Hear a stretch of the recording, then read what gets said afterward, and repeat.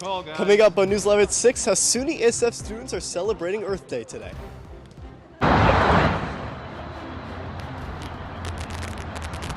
Plus, how students and faculty are coming together to show support for our former chancellor. Plus, today was warmer than it's been for the past few days. Okay, that's super exciting, but you know what I'm more excited about? Today is our final News Live at 6 of the semester. That's right, Lauren. Lots of big news for our last Live at 6. All that more starting right now. 6, your campus news leader.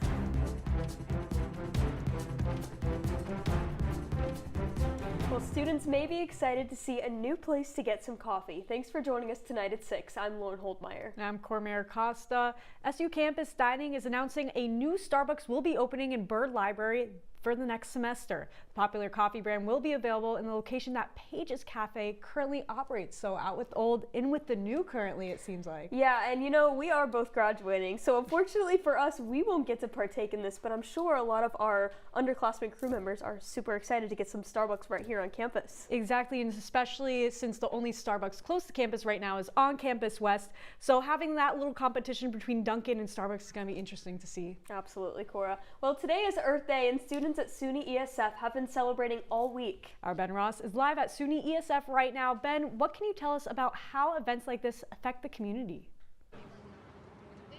Yeah guys, moments ago, SUNY ESF students planted this tree right here behind me. But the impact is more than just this tree. It's a step towards sustainability in the future. This tree is not only a celebration of the implementation of Ecosia as a default search engine on ESF campus computers, but of the resolution we passed at the SUNY Student Assembly asking all 64 SUNY campuses to do the same. Ecosia is an eco-friendly search engine that has planted over 250 million trees since its founding in 2009. ESF President Joanne Mahoney says using the platform will help create a more sustainable future. In changing a default engine that really prioritizes the environment, and now ESF can take credit for 1,200 trees being planted as a result of moving that search engine. But for ESF, this is just one of many efforts. It's all part of ESF Earth Week, where students celebrate by organizing environmentally friendly initiatives each day. Mahoney says today and every day reflects the students' commitment to making the world a better place. This student body is attracted to ESF because they are focused and they really want to improve our world, which is our motto here. They live it every single day. And today is Earth Day, but at ESF we celebrate the whole week, and you'll find sustainability initiatives happening all the time. In March, ESF planted over 1,200 trees, but they only expect that number to grow this April. In ESF in Syracuse, Ben Ross, CitrusTV News.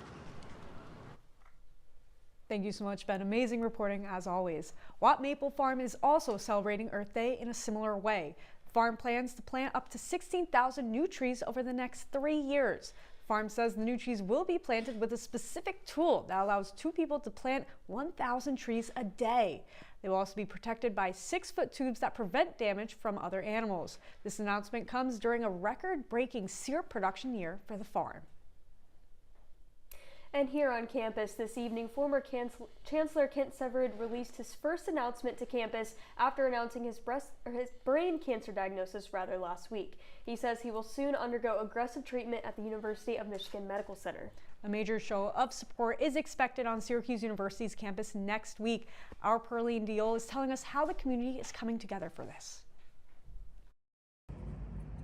Next Wednesday, Syracuse University students, faculty, and staff are encouraged to wear gray and come together to take part in an on-campus wide walk for Brain Cancer Awareness Month. The walk is set to start from Shine Student Center at 2:30 and end at Kraus-Heinz Hall. We are partnering with, I think, 54 RSOs and organizations on campus, which is something really special. We all mobilized to get as many people in the student body to come together over this, and this is a great example of what the Syracuse community is all about. This show of support for former Chancellor Kent Severide comes from his immense impact on students and campus life. If you knew him at all, or if anybody knew him, you would know that he's a pretty quiet person. And as such, you might not realize how much he cares about students, but he truly does. And he affected so many students here, but it was usually individually or in small groups because of his nature. But he did the job for the students, and that's something I look up to him. He led with empathy and compassion, and I hope to lead like him one day. There will be a letter writing station where anyone can write a letter of support to former Chancellor Severud and Dr. Chen.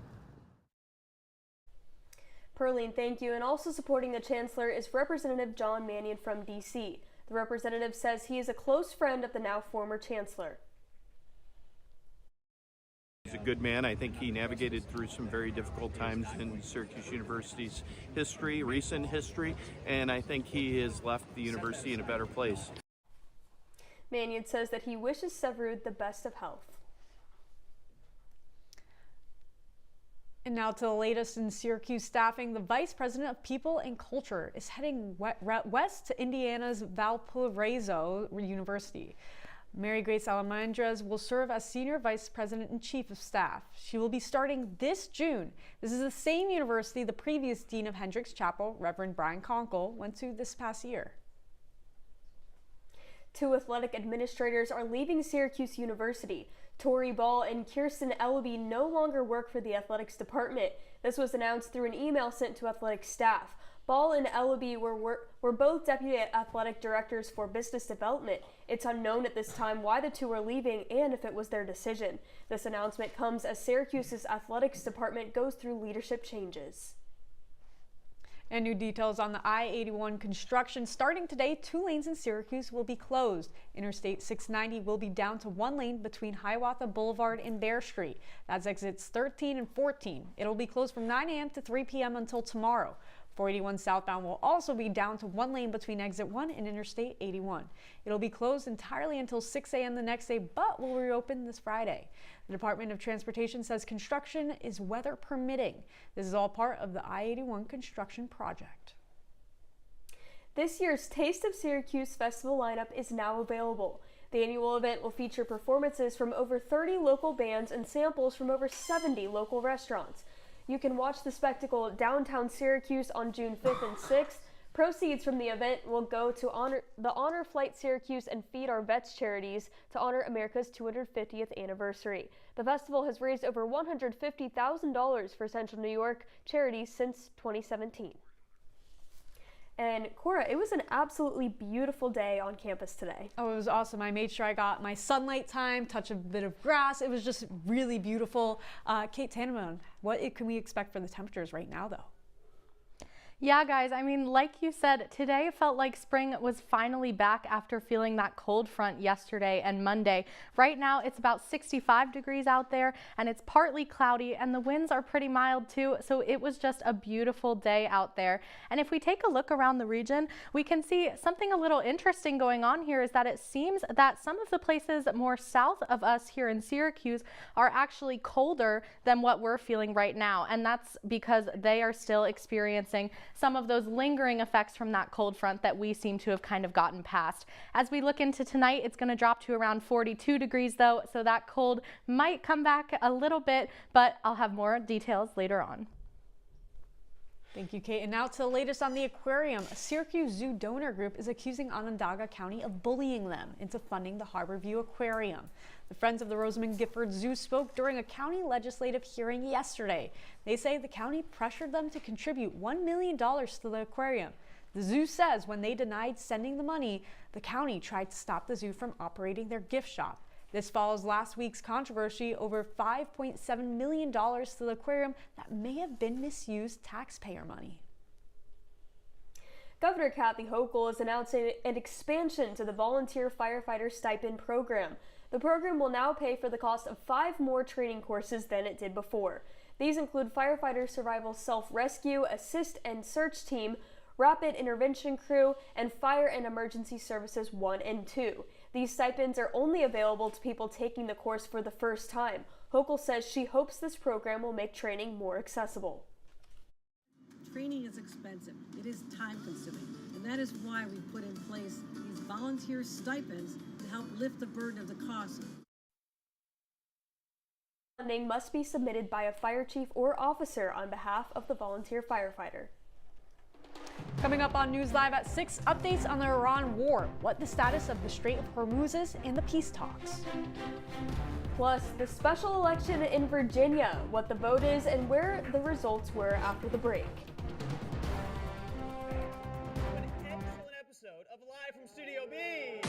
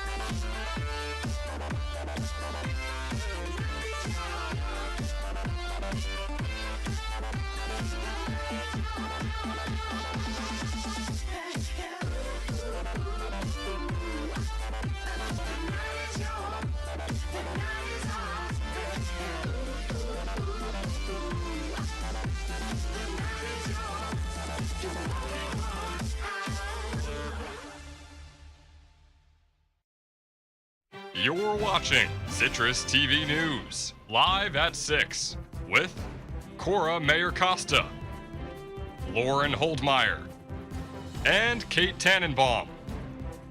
Now, your campus news leader continues.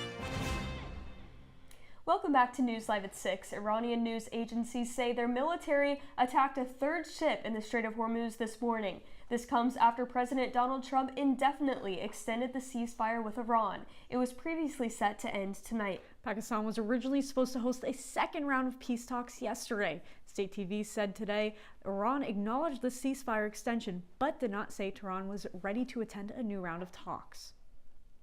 And now to the latest on the Virginia special election. A majority of voters have approved a redistricting plan. The plan could give the Democratic Party as many as 4 new seats in the midterm elections, according to Virginia lawmakers. Currently, Virginia is represented in the House by 6 Democrats and 5 Republicans. Former President Obama put out a statement of congratulations on X last night. He writes, "Republicans are trying to tilt the midterm elections in their favor, but they haven't done it yet.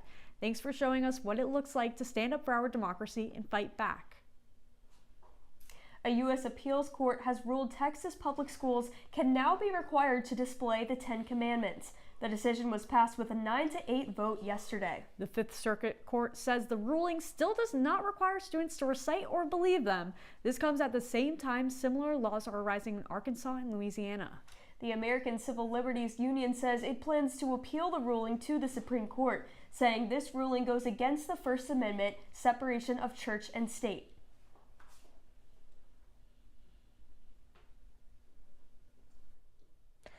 Well, coming up after the break, I'm going to have your 5-day forecast. Stick with us.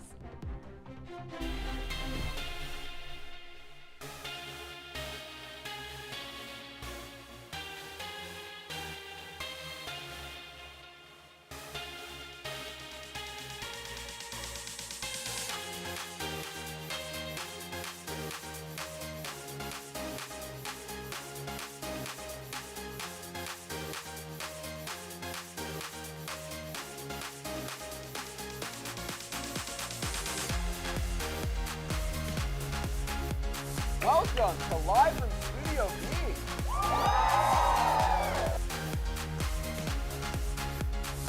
Welcome to another episode of Culturally and Technically Legal. Previously on Survivor. Welcome back to the Esports Juice Box, where we break down this week's esports news into digestible sizes for easy consumption.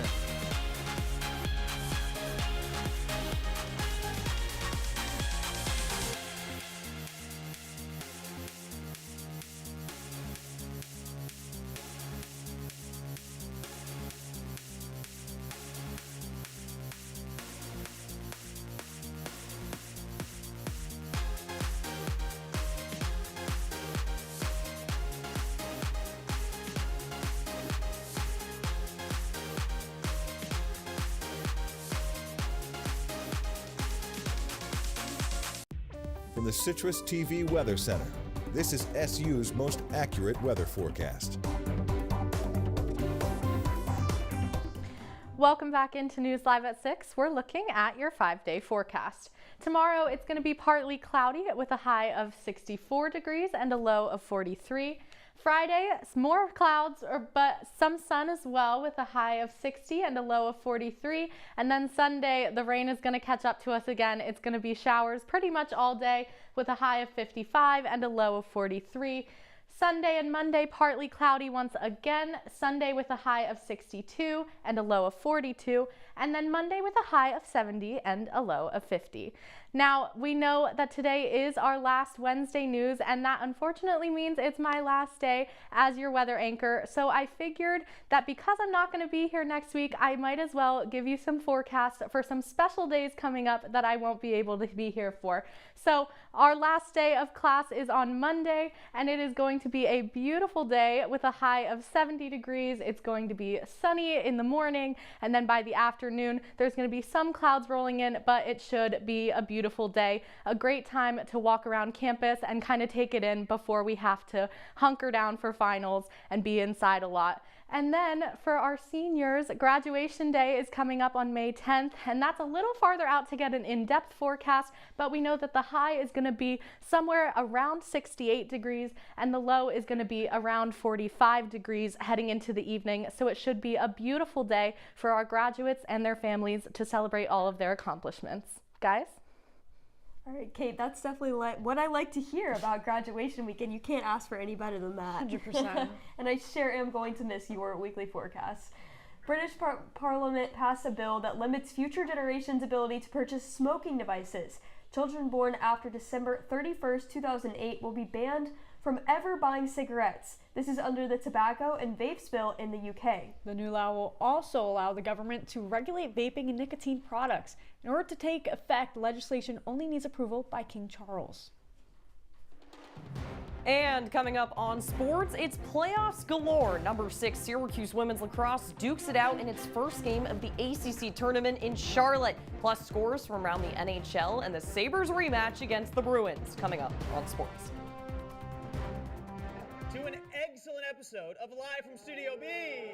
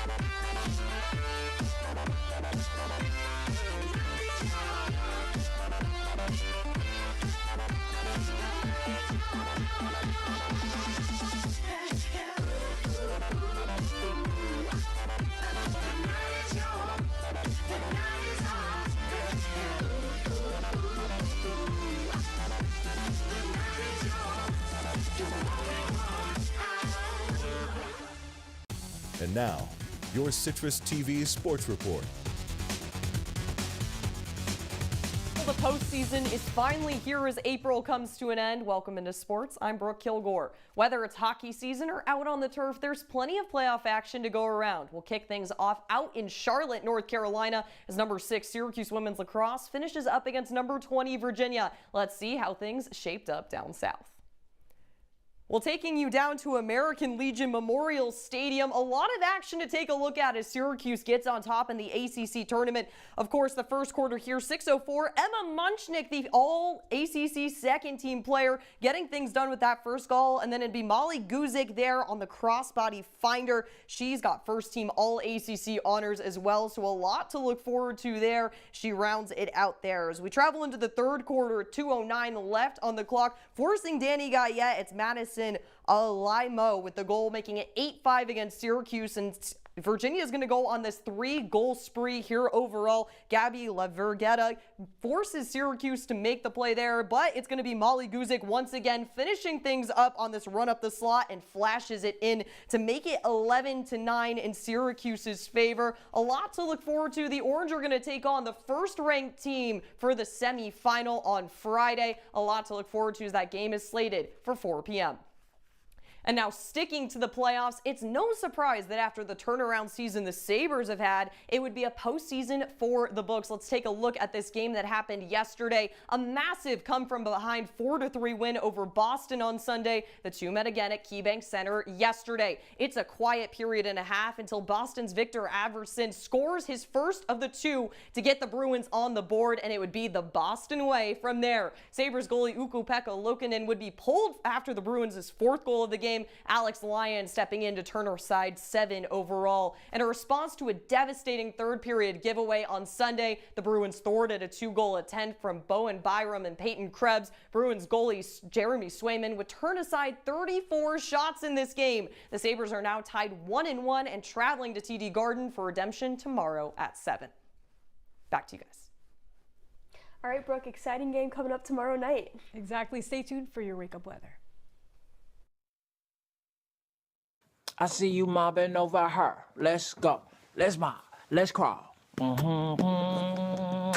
Let's crawl. Let's crawl. Hey, yo, we mobbing. Come on, girl. Let's crawl. Hey, yo, let's crawl. Hey, yo, let's crawl. Hey, let's crawl. Hey, yo, let's crawl. Last week, Brandon met a girl on a dating app. One day after work, he finally found the courage to ask her out. No answer. He started to panic. Was he being too pushy? Maybe it was too... Hey, sorry I didn't respond. I was driving. I would love to go on a date. How does tonight sound? Brandon tried to play it cool, but inside he knew. A girl so smart, so responsible. She must be a keeper. Well, Thomas, you've got pre-diabetes. But with more exercise and a change in diet, it can be reversed. I've tried exercising. It just makes me hungry for bacon. I love bacon, too. And who really likes to exercise? Not me. Me neither. Nobody. So we're good? What? Oh, you still have pre-diabetes. Big time. Welcome back into News Live at 6. Now we have your wake up weather. Tomorrow morning at around 9 a.m. it's going to be 49 degrees, so hopefully it shouldn't be too bad if you're commuting to work or to class.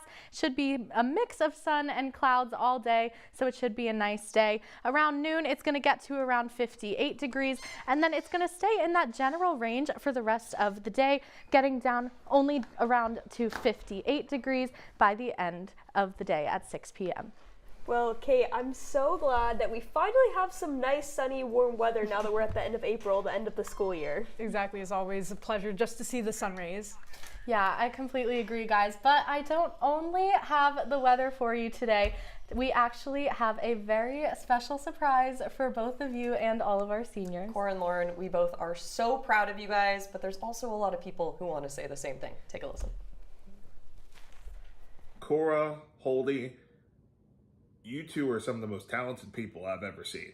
Lauren and Cora, oh my gosh, stop, I'm gonna cry. Both of you are incredible and your passion for journalism and storytelling is inspiring. Jess, it's been a pleasure to be working on the show with you. You are a great EP and don't let anyone else tell you different. You guys have just been so helpful and it's really helped my transition. Plus all the feedback that you guys give me each week has genuinely helped me excel as a journalist. Jess, Cora, and Lauren, congratulations on 4 incredible years here at Citrus TV.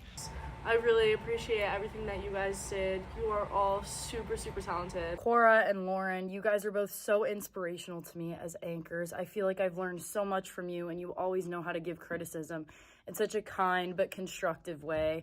And Jess, you already know how much you mean to me, whether it be going on a little side quest before JJ or always encouraging me to do whatever I want to do. And thank you so much for making such an impact on my Citrus experience and my overall experience at Syracuse. It's not going to be the same without you guys, but I know you're off to do amazing things, and please visit. I already miss you guys so much. Jess, I had the privilege of working with you on a couple of different shows, and it has been incredible to watch you become an amazing, amazing producer. I know you're going to do incredible things. Jess, the entire culture of our show this semester has started with you, and it is truly because of you that everyone here feels so comfortable trying new things and going outside of their comfort zone. You guys have been such amazing mentors, both on and off the air, and Lauren, special shout out because you're an amazing roommate. Good luck with everything that you have in store in your future. Lauren, congratulations on your last Live at 6. Everything that you do is with such professionalism, with such maturity. It's, again, something that I look up to, and a lot of other people look up to as well. Cora, you kind of scared me as a freshman. You came in reporting every single day, and it definitely pushed me to work harder. And Lauren, we have also had some great memories together. You also have so many incredible passions, and I know whatever path you take, you're going to be incredible. I know you're going to do amazing. I'm so incredibly honored to have called the 3 of you guys friends during my time here at Syracuse, and I could not imagine my 4 years any other way without you guys. A show. It is so crazy to think that 4 years ago we started this crazy journey in Citrus, and here we are. I'm so proud of all 3 of you, and I'm so proud to call all 3 of you my friends. Cora, I can't believe it's your last Live at 6. All the calls that we have about advice and situations and just learning more about each other's lives and trying to help each other out. That money can't pay for that, and those types of friends are really, really hard to come by. Lauren and Cora, remember when you guys first walked into Citrus 4 years ago? I was like, these are people who really care about journalism, and you guys have made all of us proud and the alumni every single day. I wish all of you, all 3 of you, the best luck in your future endeavors. Lauren, I am so lucky that Syracuse has brought me to you. You are an amazing person, you're also an amazing reporter, and you are going to just light up any newsroom that you walk into. I miss you, and I love you so much. Jess, Cora, and Lauren, happy final Live at 6. I miss you guys so much. I've looked up to all of you for so long, and I can't wait to see what you guys do in this next chapter. Good luck, guys, and super proud of you all. Congrats, everyone. Wow. I'm speechless, I don't even know honestly. what to say. It's just so amazing, you know, all the support from all of the alumni and our friends who are abroad and our friends who are still here on campus. It's just been an amazing 4 years getting to work with everybody, and I'm really gonna miss all of you a lot. Yeah, I mean, Citrus TV has always been more than a club. It's really just about the people, and there's just so many mentors, but you really make your lifelong friends here that you'll know forever. Yeah. And I'm so and grateful. you guys are gonna have to hold down the fort now. Oh my after goodness. We leave. We might have to be promoted to I know, who knows? Leave the sports. Hey, they'll be opening soon. But it's just, thank God. And we also have our executive producer who you heard about, Jess Nestor. She's also a senior over here. So Right Jess, back there, come on. there she is. She's right waiting. there. Yes. We love her. I've worked with her on multiple shows throughout my 4 years here, and she's just a pleasure. She's not only the best producer, shout out Best Live at 6 EP, okay? I know. Yeah. But Jess is the best friend also. Cora, you're sitting right in I know, front of her. I'm sorry. We gotta get her in here. But her no, little it headset. truly has been such a pleasure working with all of you. For the last time forever on News Live at 6, I'm Lauren Holdmeyer. Don't forget, you can follow us on X and Instagram at CitrusTV News. Now, for the last time, I'm Cora Mayer-Costa. Have a great evening.